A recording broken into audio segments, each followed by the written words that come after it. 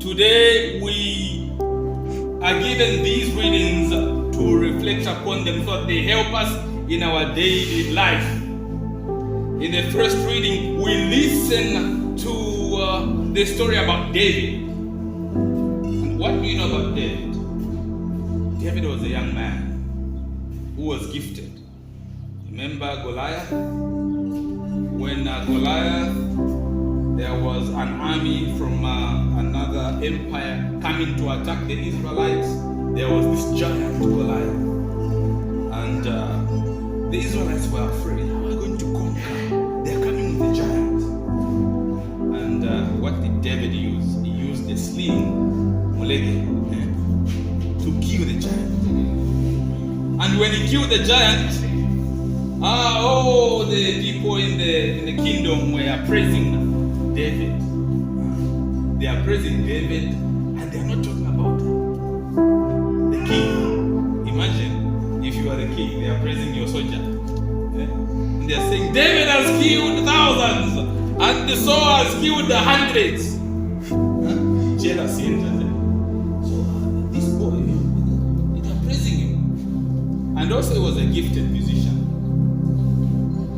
Saul was low in the spirit, and so David realized he was playing music for him so that he can brighten up his day. Instead of enjoying the music, what does he do? He gets a spear. Where he was playing the music, he throws the spear to him so that he kills him. And David realizes, this king doesn't mean well to me. But remember, they were good friends with the son of Saul. So what does David do? He runs away, he runs to the mountains because he's afraid he may be killed. And some people follow him. Those who were in the army, but they were outlaws. They follow David. And Saul starts to look for David everywhere so that he kills him. Now what happens? As they are looking for David, night comes and they go into deep sleep, all of them, Saul and the army. And David comes, he finds them asleep. David has a friend, Abishai. And Abishai says, you've been given your enemy here. Imagine, he's not even here in the movements. Allow me. I'll just hammer him once with a spear. I'll not even repeat. You will die. Imagine if you're put in that context. Somebody who's been troubling you, and now you're given the chance. What does David say? What does he do? He says, touch not the anointed one. This is where this phrase comes from. We hear from usually from the Pentecostals. They say, touch not the anointed one. Whenever somebody wants to say bad things about a pastor, they say, touch not the anointed one. They get it from here. David tells Abishai, touch not the anointed one. What kind of friends do you have? Do you have friends who advise you properly? Oh, your friends, even when they see you that you are losing your way, they clap for you. Hey, let's go, my friend, let's go. What kind of friends do you have? When you are losing the way, do you have a friend who will tell you, my friend, here, no. Let us not do this. Let's do this. Or you have those who will be cheering you. Even when they know that you are going into a ditch, they'll be saying, hey, let's go, my friend. Let's go. When people come to us for advice, what kind of advice do we give them? And as you know, as human beings, wherever we are, we have differences. That's the nature of our life. So if somebody comes to you, me and my brother, me and my sister, me and my parents, me and my children, we don't talk. Me and my neighbors, we don't talk. What is the issue? You tell them. And they tell you what they are going through. What do you advise them? Do you help them to be reconciled? Or even add more fire? Do you say, here, no, forgive each other, love one another, forgive? Or you say, I would dare that. Even you, if you did this, do it worse. So instead of forgiving, we encourage other people to continue fighting, to continue hating each other. If you do that, you have the spirit of Abishai. But now we are being encouraged to be like David, to forgive and say, vengeance belongs to the Lord. Some of you, you are up and down looking for vengeance. And that is why you even go to the mangas, to the witch doctor, looking for vengeance. Vengeance is for the Lord. Vengeance is for the Lord. Don't start looking up, moving up and down, even calling people so they join your army to hate somebody who hates you. They don't know why you hate each other. Leave them alone. Because some of us, if I have a difference with my gift, I want to tell all of you, instead of just me dealing, sorting out the issue with gift, I want to tell all of them so that they are enemies. Now what happens if me I get reconciled to him? You, which are out. Me, we have reconciled and you have remained. You are fighting. And then you're fighting and you see us beating each other. And then you just, Don't enter fights which you don't know. Take. Don't enter fights which you don't know. The gospel continues to tell us. Jesus is saying, forgive one another. Forgive your enemies. Love your enemies and pray for those who persecute you. Now, what kind of prayer do you make for those who persecute you? For those who are not kind to you? What kind of prayer do you make? As I always say, some people say, back to the sender. Fire! Fire upon them! Fire upon my enemies! Are you a Christian?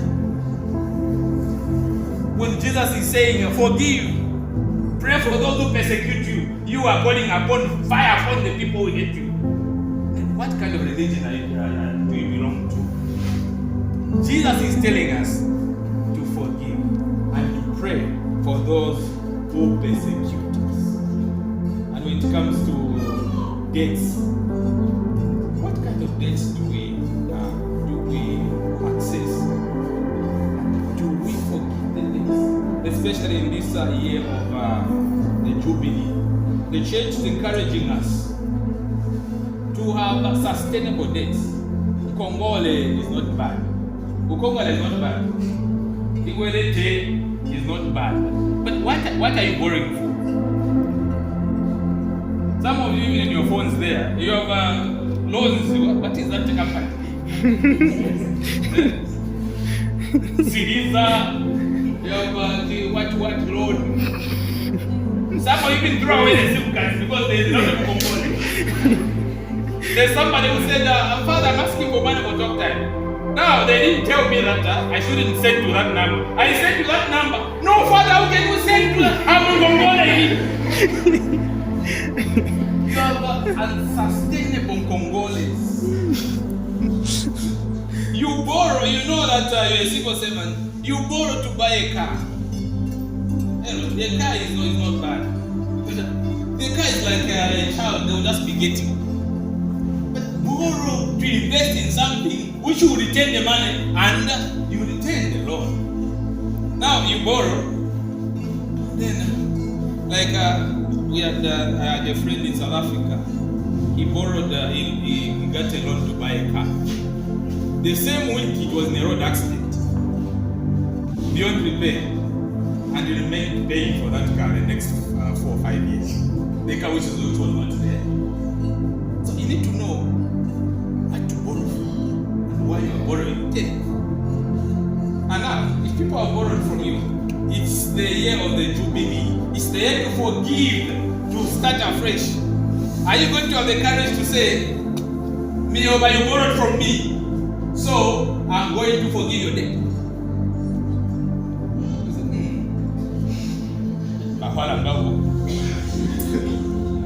The message is that we forgive the debts the same way we expect God to forgive us. So